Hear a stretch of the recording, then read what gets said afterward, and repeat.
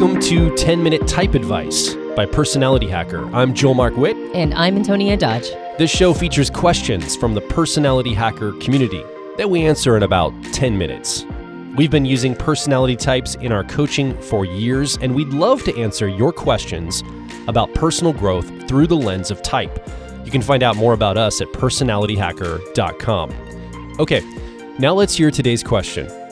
Hi, Antonia and Joel. I'm an INFJ and my Enneagram type is 9W1. When I speak to other INFJs online, when I find that we can't really relate with each other, I find out that they have a different Enneagram type, usually type 4. So my question for you is, how do two people who have the same cognitive functions but different Enneagram types show up in the world?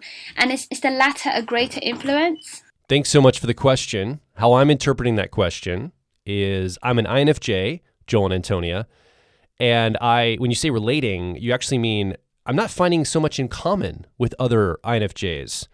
Like, it's not about the relationship with other INFJs, but it's about the relatability with them, the things you have in common. Like, we're wired the same way, right? We have the same cognitive function stack, the same car model.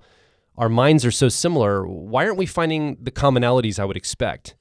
And then the question followed up is that maybe because our Enneagram types are different? Maybe we're so different on our Enneagram styles and our identification there that we have massive differences in our INFJ wiring. Yeah, I think the crux of this question is effectively, is Enneagram more of an influence on our personality than our cognitive functions are? Like, is Enneagram a bigger influence? Is that the bigger node in the system? And I would say no. And I would also say yes, because it totally depends on the person and where they're at in their particular journey. So see personality, or like basically who we are, as the emergent of an entire system running. And there's a bunch of nodes in this system. One of them is our Myers-Briggs type, or our cognitive functions. Another one is our Enneagram type. Another could be, say, our spiral dynamics level.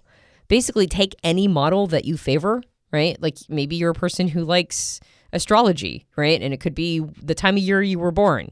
There's a lot of different components to our personality types that we think are very much, they're very resonant with us. They very much identify who we are. And then there's also a bunch of stuff that we can't put a model around, like our personal experiences through life, the family system we grew up in, the culture we were raised in, the age bracket we find ourselves in, our generation, the things that were happening in our lives when we were growing up, either personally or societally. There are tons of different things that influence us to ultimately become the very unique individual we are.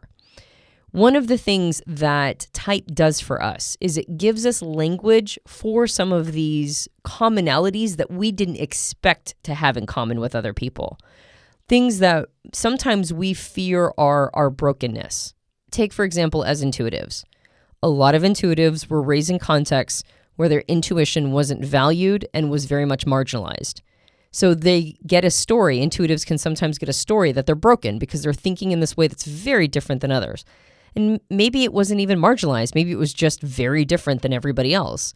And so it makes a person start to feel like an alien if they can't find anybody else with these commonalities.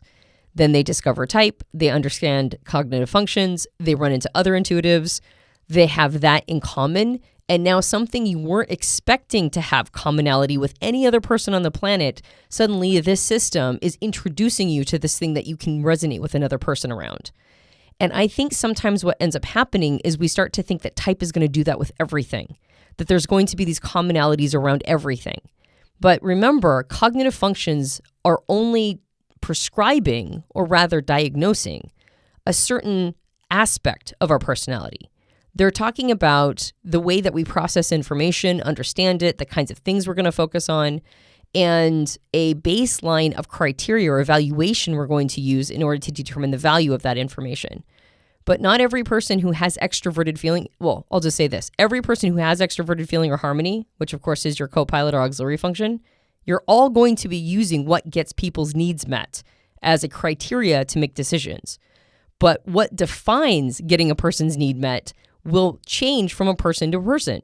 That's going to be based on all of those other things I mentioned. What are your experiences throughout life? What has that told you get people's needs met? What is your position in society? What is your culture? What is your age? What are the things that really are sheer dumb luck that influence how your extroverted feeling is going to define getting people's needs met? That's going to change from person to person. So you will find a lot of commonality with people who share your cognitive functions. There are going to be a lot of moments of, oh my God, me too. But there are tons of other influences in there that might make the resulting algorithm, like the equation at the end, different from person to person. You might have some of the same components in there, but the result might be very different. Does Enneagram come in here? Definitely. Do a lot of other factors come in here? Absolutely. I would say when it comes to the Enneagram, it kind of depends on where that person's at in their Enneagram journey with how big of an influence that's going to be. Like the more unhealthy a person is, it's going to be a big deal.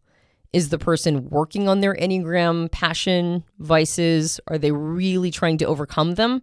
Is that something that's they're very aware of and conscientious? Then that's going to be a time period in life when Enneagram is going to be a really big node. Are they unaware of the Enneagram? Are they just kind of baseline average health? Then it might not be really coming in other, any way other than just sort of like the basic way that this shows up for us. So it really depends on the individual. It's person to person. Just remember that the thing you're finding simpatico with another person that shares your functions aren't all of the results. It's not all the things that end up becoming a person's values, but it's part of the equation of how they got there. And the other thing too is this might be related to your own Enneagram journey. We know Enneagram 9s, like yourself, merge with everybody around them. They let their energy bleed out to others. In a way, they can find themselves relating to everybody.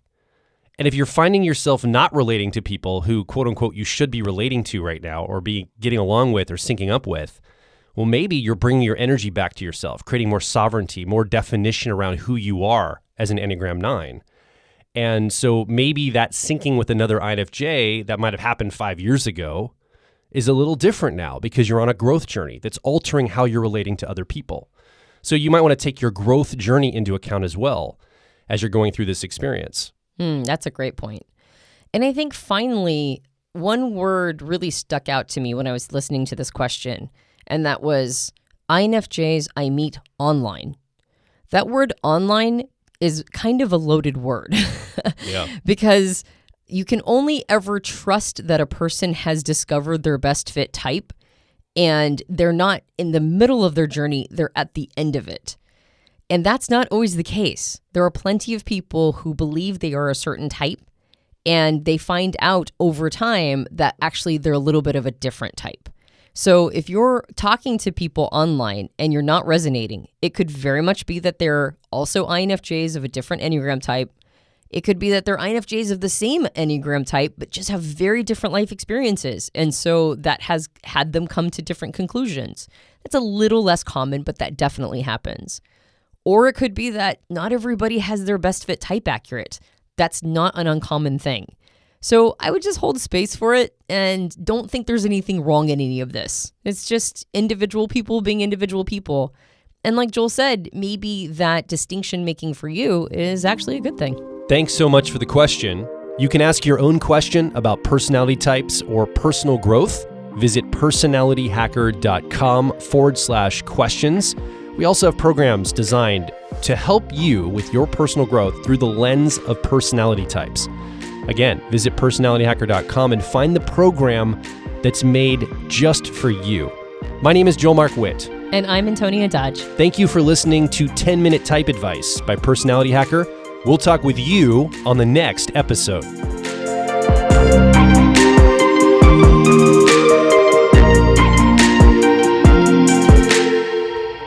If you're focused on personal growth, I think you'll resonate with our core content over at personalityhacker.com. We want to see you understand how your mind is wired so you can generate motivation, improve social skills, find career opportunities, and master excellent decision making.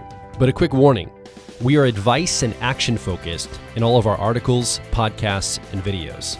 This means that we attract people who like to be challenged to become excellent, to take action, to put in the work to optimize themselves, not simply just gather more information.